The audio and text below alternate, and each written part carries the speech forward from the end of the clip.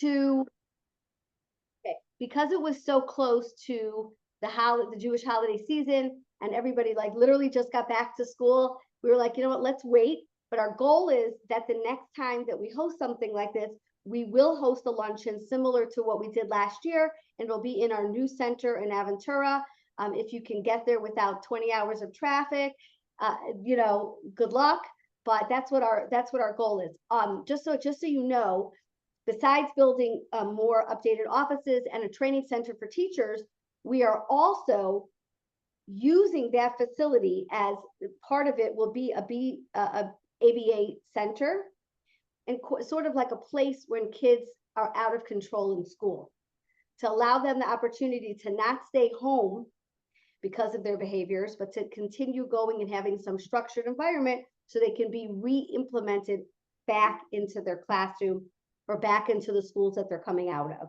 So that's a little bit what's going on here in Tree of Knowledge in Miami. We expanded this year. I don't see anybody from here, but we also expanded this year to add 4 new Christian schools, as well as schools in Palm Beach.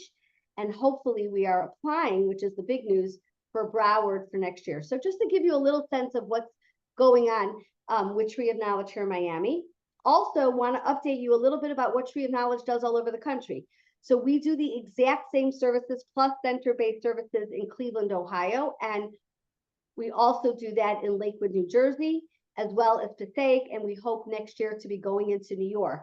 And Mrs. Lieberman, I just came back from Benos Menachem, where I spent the day doing training for teachers on, I think it was Veterans Day, was Monday.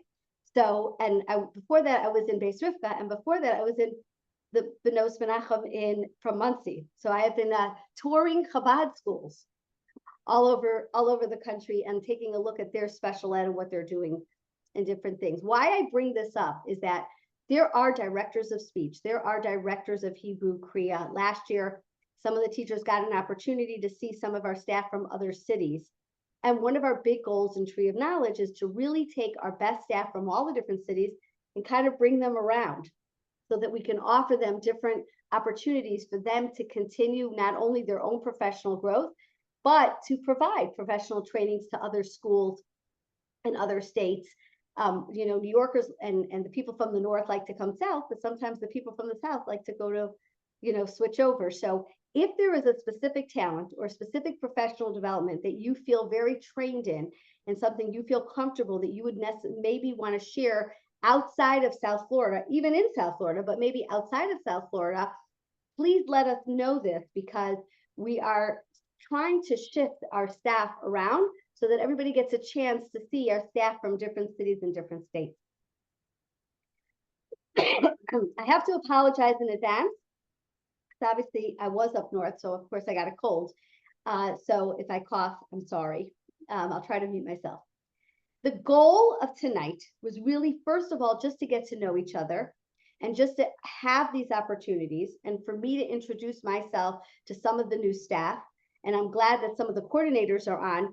You know, they're more than welcome to share my name. I will be coming around visiting the schools and talking to you guys one-on-one, just so to get a sense of how we can do a better job at servicing the schools. Because at the end of the day, we serve at your pleasure, and we thank the schools of which you work that really chose us as a provider. The reason I'm doing this specific training, and I'm not sure if, I think I shared this, but hold on, let me just make sure. Can you see my screen? Can everybody see my screen or not?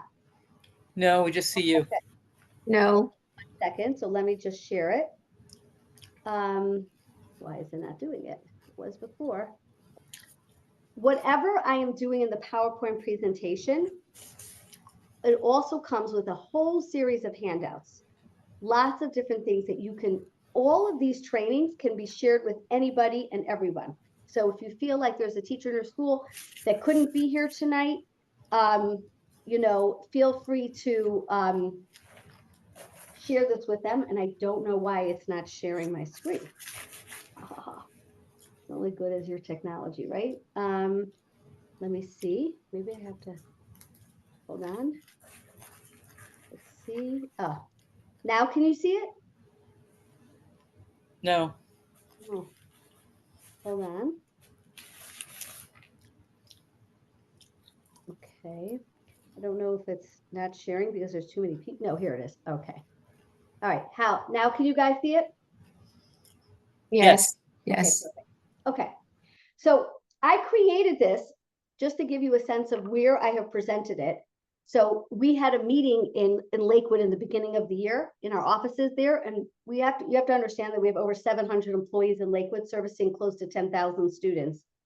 And as feedback of working in Lakewood over the summer, a lot of the supervisors asked me to present this because we are doing a lot about growth mindset. And teachers are constantly training their kids on expanding, right? Learning is about growth. And so this is made not just for teachers, for their own selves, but also for parents and parent training, and also for training your students on this. Because similar to, we said, oh, years ago, we never had to train this, right? But in today's day and age, we sort of have to break up the skills and actually train our own students on this concept. With this, by the way, comes an entire thick book that was made as a workbook for growth mindset. And I got it from a teacher that was teaching growth mindset to her class. However, it has never been made in the Frum Jewish community. It really needs to be. There are 2 amazing books on Amazon that I'll also share with you afterwards that you can buy in terms of when you're working with students. But we in Tree of Knowledge are looking for somebody to take this growth mindset curriculum and make it specific to the Frum community, the Jewish boys and the Jewish girls. Now, if anybody has the desire or the talent, because the actual curriculum already exists, and it's a beautiful workbook used a lot by our teachers all over, but it is not specifically made for our community. So if anybody has an interest in doing that, I put it out there that Tree of Knowledge is looking for somebody to do that for us. Okay. I'm not going to talk a lot about myself, but real quickly, I have a master's degree in special education, regular education, Jewish education, psychology. I am a BCBA, licensed BCBA. I am a licensed special education teacher. I am also a Wilson language practitioner. So I've been doing multisensory reading training for years. And the biggest, newest thing in my life right now is that my book got published on Amazon. Anybody who would like a copy of it, anybody that works for us, does not need to buy it on Amazon. I will be happy to provide it. It's a humorous experience of how I started Tree of Knowledge, as well as my story of running an inner city charter school. So anybody can reach out to me and email me and say, I would like a copy of it. I'll be happy to bring it to school and give it to you for free. Okay. So one of the big things that I talk about in this poster is something that I would love for you guys to hang up. And I have, PDFs of it. This concept of going from the comfort zone to the growth zone. And so many of our kids are comfortable, not necessarily in our classrooms.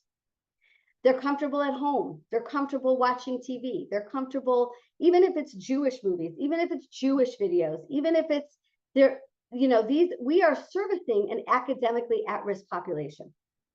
So naturally, them going to school in the academic areas, they may enjoy going to school for the social reasons, but they are not necessarily enjoying the academic experience.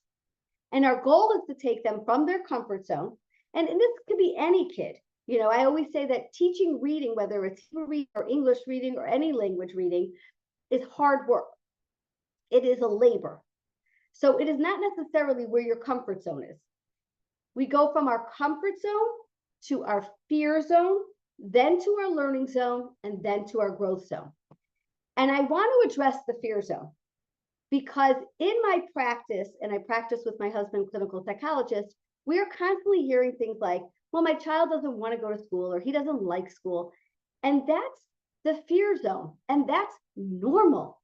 Because anytime I have to take anything in your life, whether it's a diet or anything where you have to make changes, you're going to leave your comfort zone and you're going to be afraid of leaving the comfort zone.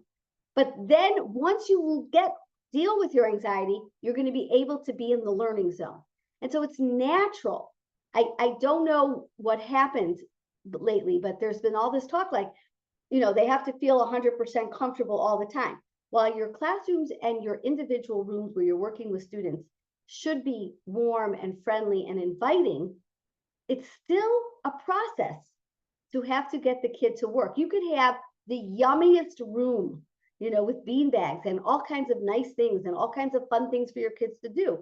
But as a teacher, you have to realize that at some point, you are taking a child from their comfort zone, past the fear zone, into the learning zone. Okay. And one of the things that I do is I suggest to teachers, especially middle school and high school kids, there's nothing wrong with hanging this up. There's nothing wrong with saying this is going to be hard, but we're going to get through it together. What is growth mindset? It's the ability to say that, listen, it's not about your natural gifts. It's about your dedication, your hard work. Anybody that goes into the education field usually has a growth mindset, right? You understand that you're going to be taking kids from the thing that isn't necessarily easy into the hard, right? But sometimes we forget that. We just lately, we forget that. And actually, Carol Dweck did a lot of research on this. And I have to tell you that I've been doing growth mindset trainings for many years.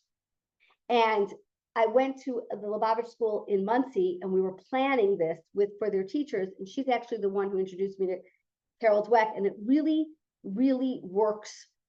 It's this concept that now we have to train students on their language and their brain, about expanding their brain, even before we introduce the actual academic material. So this concept of like, effort makes me stronger, right? Like, you can do this, but it's going to take work. Learning is my goal. That the more time I spend, the better I will be, but it's not necessarily that I'll be the best. So this poster, which again, we have in a PDF, and I'd be happy to provide it to all the schools, is changing the language of the students. Instead of thinking, I can't do it, we're going to say, I'm still trying, I'll keep trying. And what Carol Dweck did in her research was show that when you change the language, I call it the language of the kvetch, okay? And you start using and teaching them how to transfer over from saying, I don't know, I'm stupid, I can't do this, into these type of sentences, then when these type of sentences become part of your vocabulary, automatically kids are like, oh, okay, now I'm starting to say these sentences more. And what they found was that in the classroom, of the teachers that were at especially resource rooms, Mrs. Stein, where they could change the actual language, like, I don't say I don't know, say I need help.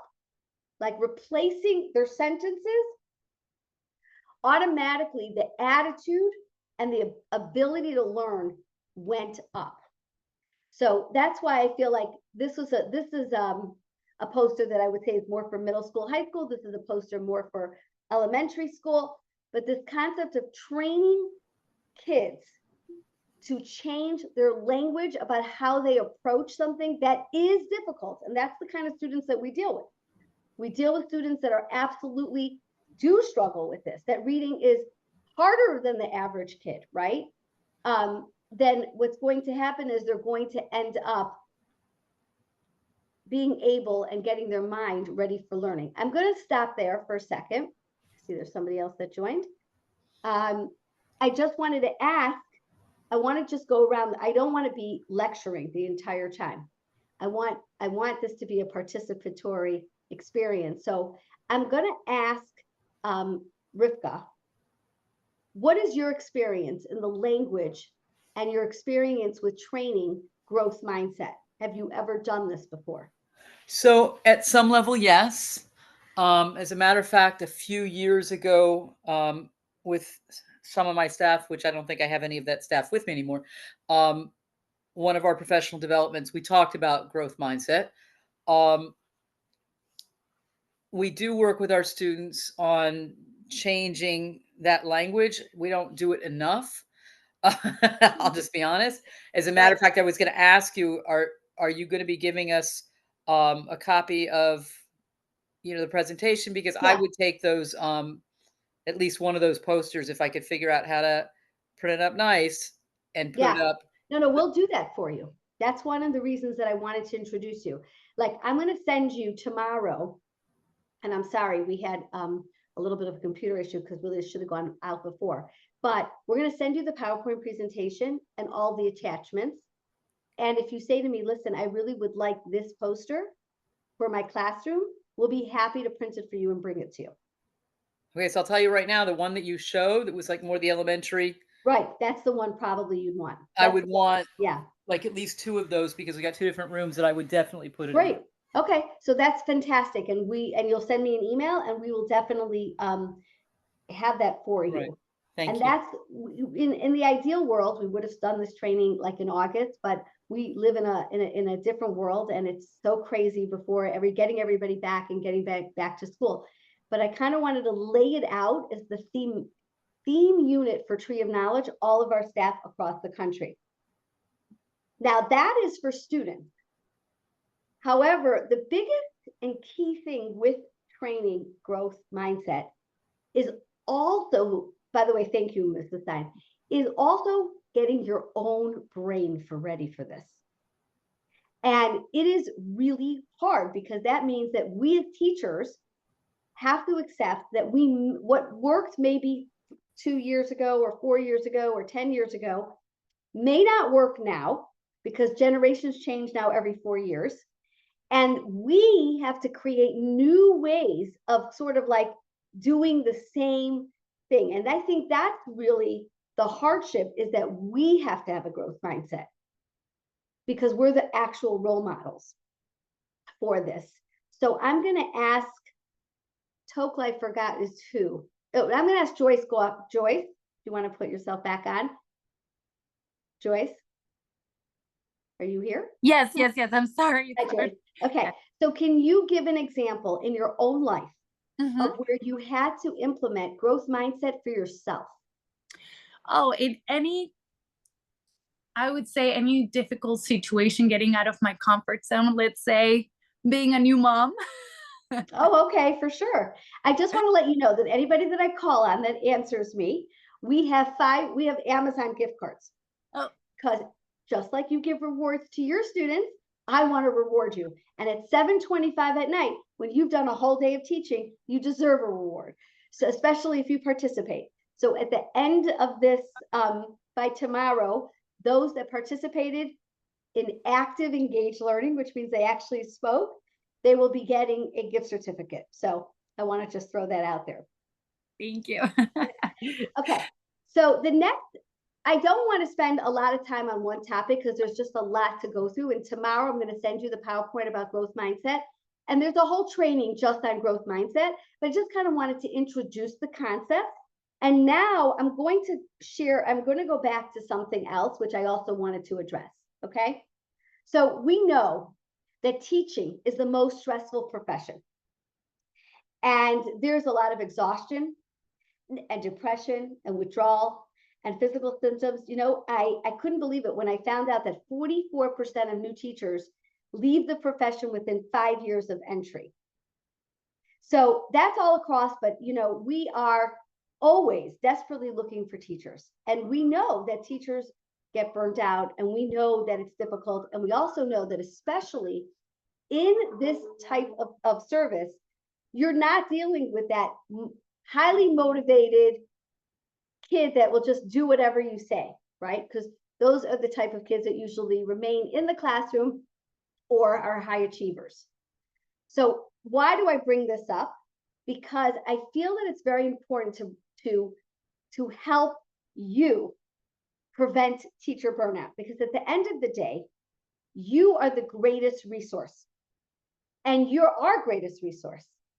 And we want to do everything we can to support you by giving you tools within your classroom, but also to make sure that you survive our classrooms and that you thrive in our classrooms. So one of the things that we just want to bring it up, we go around and we visit and we share things and we try to do professional development, but we need to know your feedback. What benefits you? What is something you would like as a gift? And I feel that this is important because I now go and have offices all across the country, and it's fascinating to me what different offices prefer, like different states, you know? So we tried something in Lakewood that was something we did in Cleveland, but the teachers in Lakewood didn't like it.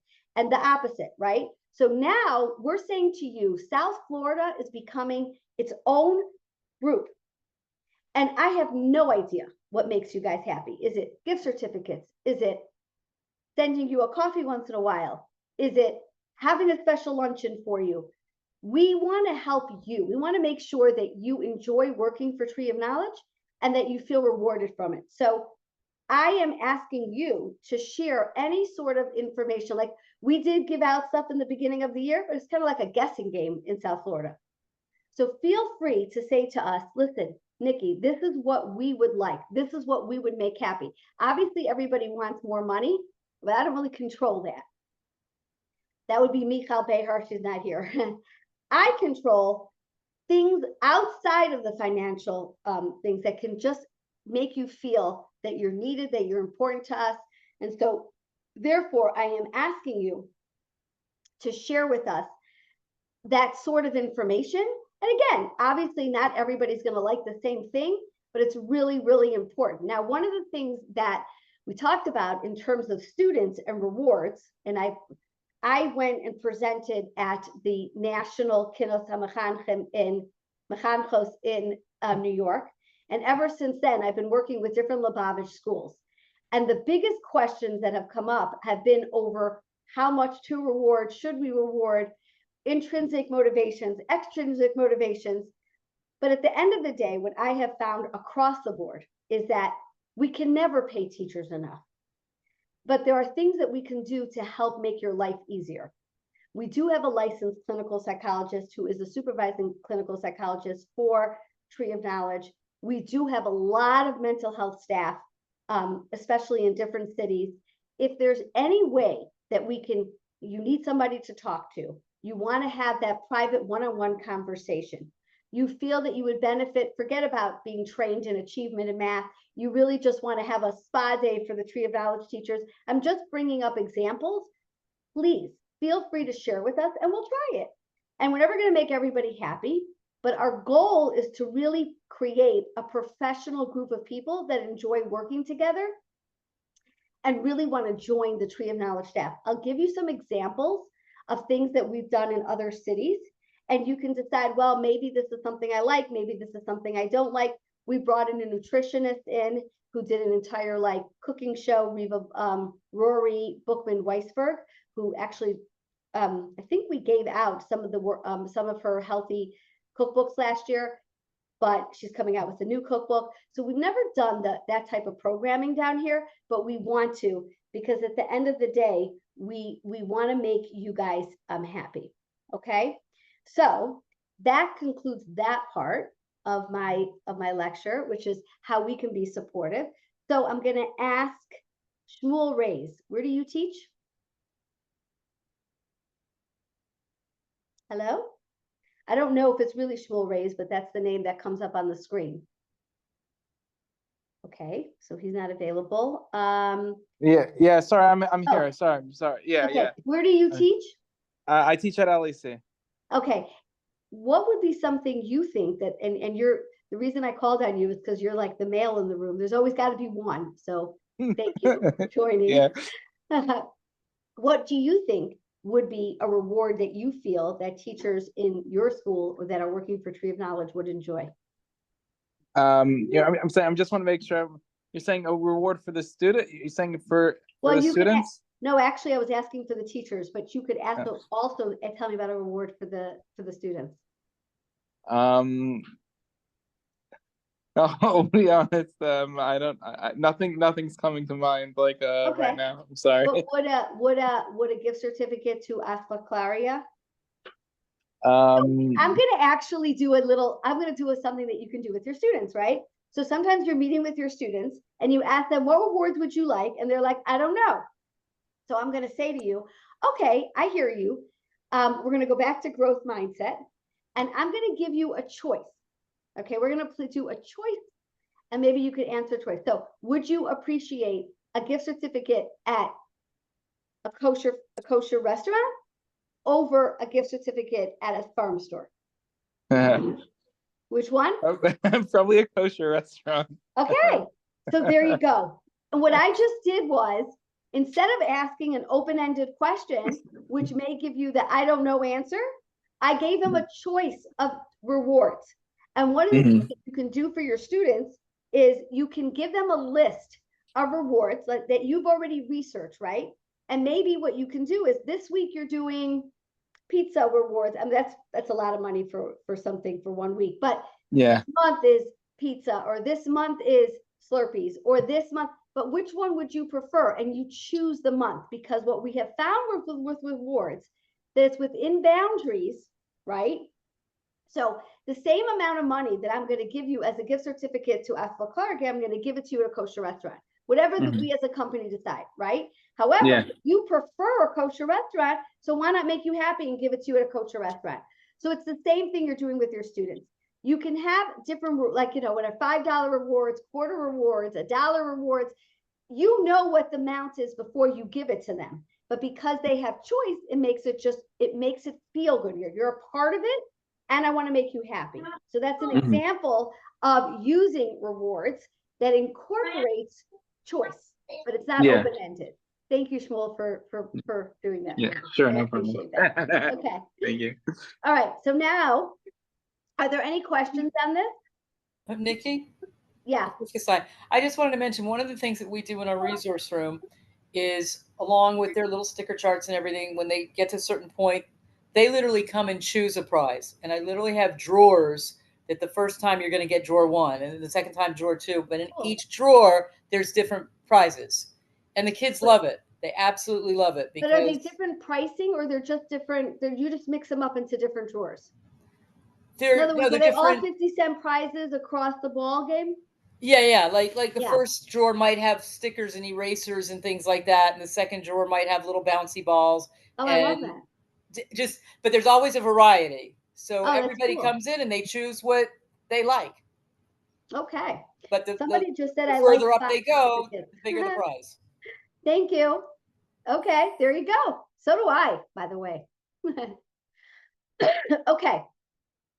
Thank you for sharing. And now I'm going to go back to the next that I want to talk about. And I'm not going to spend a lot of time on it, but I have a question, actually. Sure.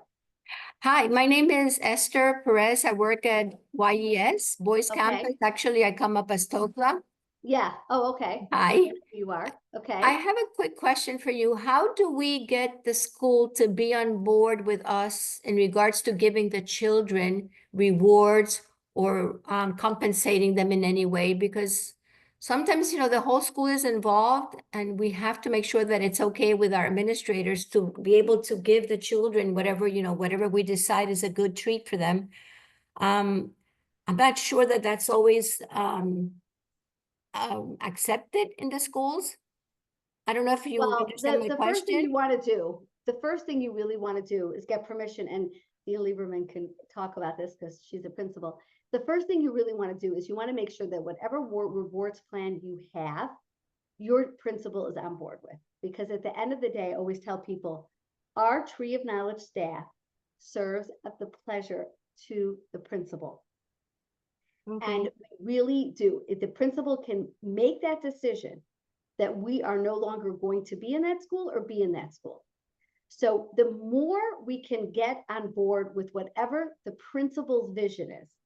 And listen, in your classroom, just like, for example, what Rivka Stein said, I don't think that Dina Lieberman would care what drawers or how that cute little idea. I think she would appreciate it. Maybe she may even share it with a classroom teacher. So if that is written up and you have a rewards plan, you have to get that, you have to make sure every school has their own culture. Some schools are into only healthy snacks. Some schools are peanut free. Some schools are Chalav Yisrael. and some schools are not Chol Yisrael. So you have to review the culture of your school and make sure that your principal is on board with your reward system. And that is really, really important, because at the end of the day, the ideal reward system should be first incorporated with it. You really want your kids to get the rewards of your school-wide plan. That's the ultimate thing. We don't want to remove kids from the classroom and not have them be able to somehow earn classroom rewards. So you kind of also want to work with your principal, but you also want to work with the classroom teacher. Like, I'm pulling out this kid while that child is being pulled out, or I'm pushing into a classroom, depending on how you do it.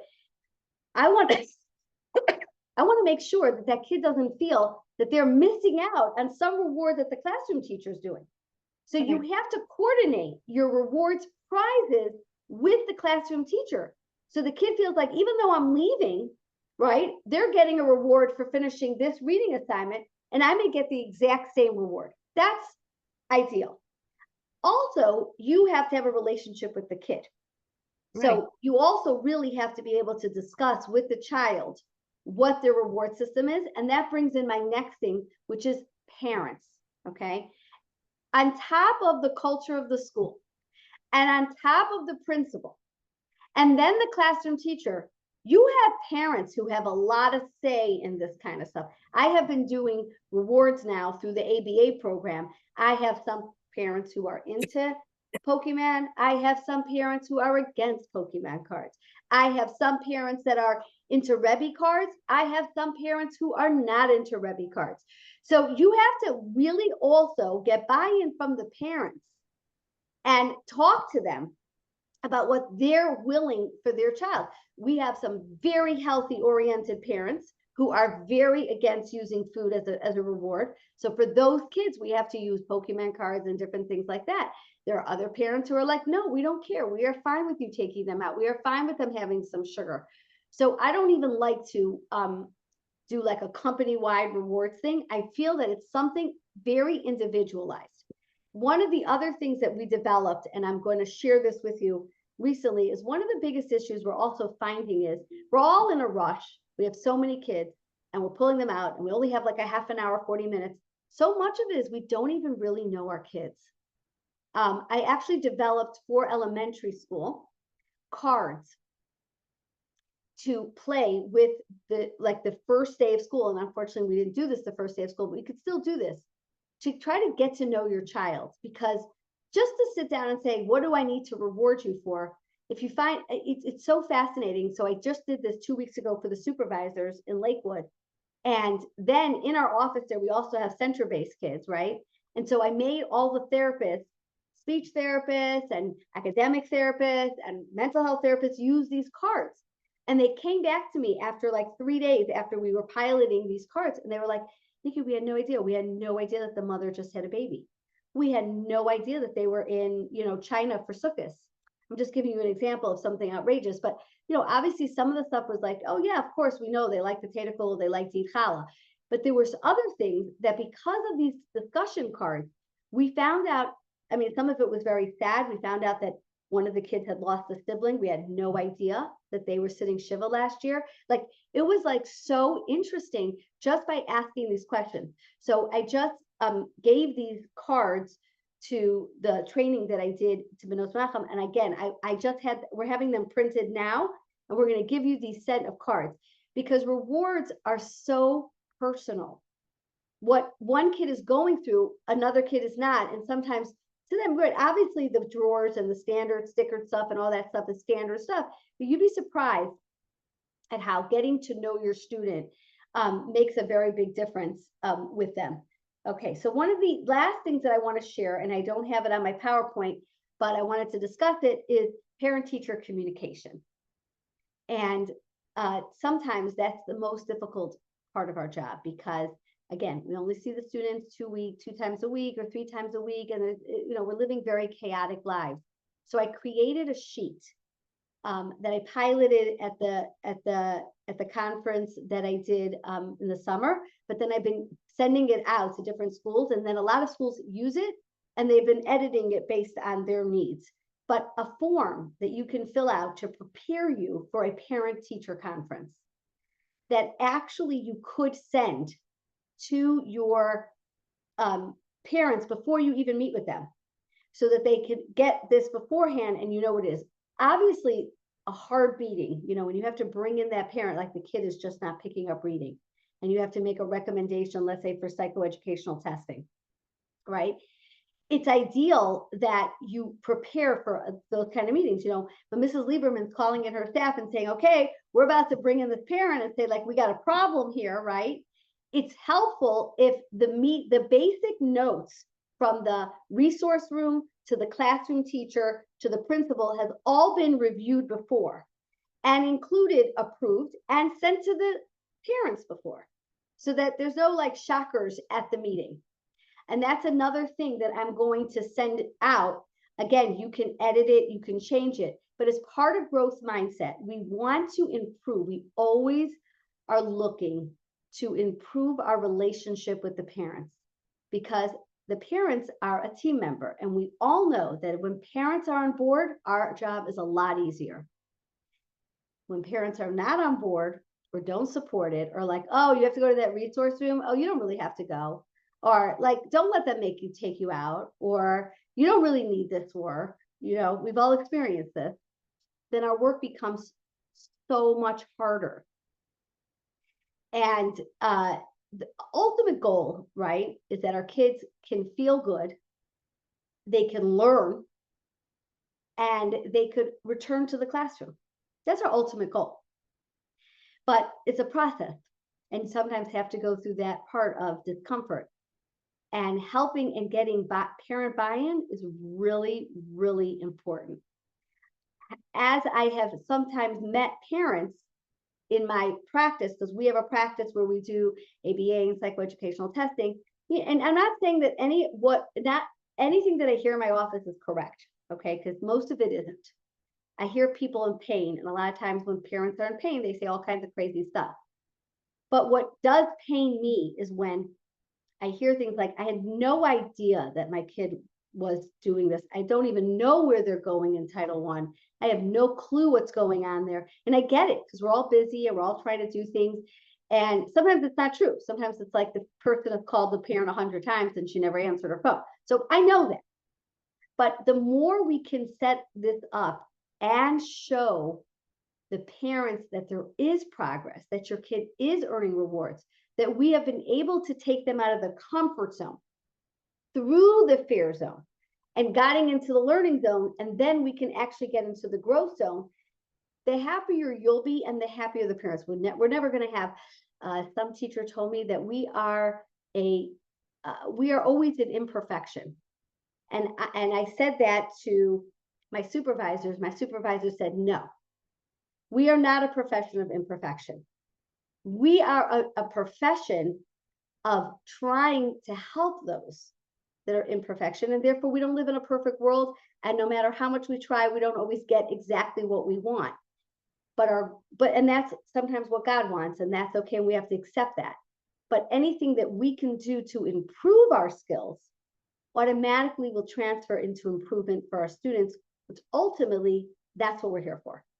So any tool that we can use in terms of communication with parents, getting them to be on board. And there's where I also need your help, because I think we need to do a better job of training parents what Title I is, what we do, and the value of it, so that when we send out that form, that government form once a year, they don't feel like, what am I doing? Why am I doing this? And that's really important, because ultimately the parents consent to these services. And we want to be able to expand the services. And if they don't feel like there's any value in them, then they won't sign those papers, right? And ultimately, then we won't be able to do our job. So I'm going to end there, 7:47. Is there anything that you maybe want to share with me? Maybe a success story that you had recently, something like that that the group may appreciate hearing.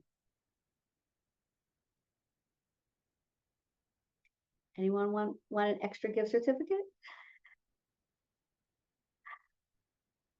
Okay. I will share a success story. I will share a coming into a mindset. When I made those cards, I kind of thought that they were a little bit like, I don't know, like you can't just make up questions to ask your kids about who you are. And it was really based on a Shabbos discussion with my husband, because he says that like today, there's just so many kids and we don't really get to know them. And I was like, I'm going to do these cards and nobody's going to use them. And why am I even wasting my time? And, so I did the cards and I gave them to my 4-year-old grandson before I even brought them into teachers. And we're going through, one of the cards is, what is your favorite thing? What do you like to wear? Like on Shabbos, what's your favorite outfit? Something like that. So he said to me, Mimi, I love to be the Shabbos Tati, because I get to wear a white shirt and blue pants in school and a hat. And I can't seem to convince my mother that Friday night I should be wearing the same clothes that I wear in school on Friday night. And all she wants to always do is put me in pajamas. So then I called in my daughter. I'm like, he wants to dress up for Shabbos and you're putting pajamas. She's like, Ma, okay, now it's early Shabbos. I'll let him do whatever. So I never would have even thought of that. We spent all this money on these Shabbos pajamas. We were so excited about them. But he was telling us that he wanted to mimic what he does on Friday in school, on Friday night. And it sort of makes sense, right? So these are kinds of things. It's a simple thing, but it was like, we never, ever would have known that had we not been playing this cards game. So we will share with you tomorrow the cards. Again, you can adjust them. You can change them. You can provide us feedback. It's something that's in process. And I really thank you from the bottom of my heart, first of all, for teaching, because ultimately it is the greatest gift that we can do is to help a child, one child at a time, but also to have a meeting at 7 o'clock at night after a long day of work. Kudos to all of you. So thank you. Mrs. Salver, if you don't mind, Sure. I have most of my staff members are actually on the call tonight. So Good. I also wanted to express appreciation for the growth mindset that my staff has coming, like you said, at 7 o'clock at night to learn and to grow and to better everything that we do. And since we started working with Tree of Knowledge, our internal work has improved tremendously, where we're collecting better data, we're taking more students, we have focus on the skills that we're working on. With our new Tani joining us has really also made a big impact, which is supports River Reason, what he's doing, who works really, really hard. And on top of all that, we have Mrs. Stein, who leads it all. So really want to thank everyone on the bottom of my heart, and also Nikki. And I want to thank Rabbi Korf and LEC, because we were guinea pigs. They were the guinea pigs for Title I here in South Florida. And all the other Jewish day schools joined only after we did it in LEC. So they were like the Nachshov Ben Aminadav. They let us jump in and be able to, to do that. And so I really want to thank them, but really all the schools. It's been a love, like a passion for me to have this in South Florida is so exciting. I will actually be at some of your schools tomorrow. I will be at LEC. I will be at the girls building in YES. But my goal is to really go and visit all the schools at least once every 6 weeks. And again, we are here to serve you. So any ideas that you have, I love the spa idea. Just not sure how to implement it, but any ideas that you have, we'll be happy. And like I said, my book came out. Anybody that wants a copy of it, I'll be happy to provide it. And I am coming to LEC and YES. I'll probably bring you some. So let me know what it is that we can do to help and ultimately grow the program. Because our goal at Tree of Knowledge is to really help the schools service these kids. And anything we can do, any professional development, any person you want to see us bring in, please let us know. Thank you. Thank you. Bye-bye. Thank you. Thank you. Thank you. Hey, how do I get out? Thank you. Good night. Good night.